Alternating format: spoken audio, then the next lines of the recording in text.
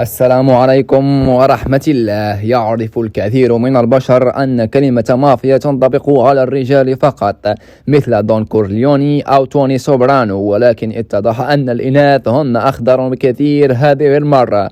ومن أخطر النساء في العالم كلاوديا أوتشو فيليكس، زعيمة العصابة المكسيكية لوس أنتراكس، والتي أصبحت نجمة إنستغرام، حيث قامت هذه الفتاة بمجموعة من الجرائم الخطيرة بما في ذلك الاغتيالات.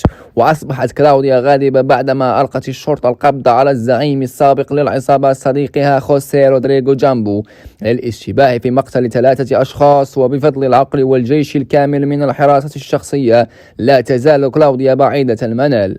وثانيا هناك آنا جريستينا، تبلغ من العمر 45 عاما، حكم عليها بالسجن لمدة 6 أشهر ومن ثم عقوبة إدارية تتمثل بالخضوع لفترة مراقبة لمدة 5 سنوات. وقد اعترفت المرأة التي يطلق عليها سيدة مانهاتن بأنها كانت تدير بيوتا للدعارة في نيويورك لمدة 15 عاما. وقد ألقي القبض على جريستينا وهي أم ل4 أولاد في وقت سابق بعد ثبوت إدارة بيوت دعارة غير مشروعة في مانهاتن.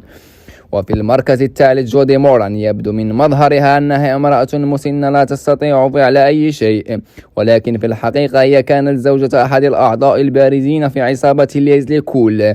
وبعد وفاته تزوجت من زعيم المافيا لويس موران. وبعد وفاته ترأست جودي العصابة وقتل جميع أبنائها في تبادل لإطلاق النار.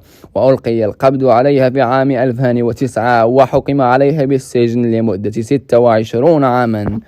وفي المركز الرابع ساندرا أفيلا بيلتران، رئيسة عصابة مخدرات مكسيكية معروفة بلقب ملكة المحيط الهادئ. أصبحت ساندرا بيلتران مشهورة بالإجرام الذكي والمكر، تزوجت مرتين، في كل مرة كانت زوجة لشرطي متقاعد.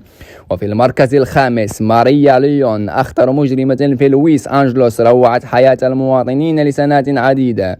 قامت بولادة 13 طفلا، وقامت بجرائم خطيرة مثل القتل والاتجار بالبشر وتهريب المخدرات.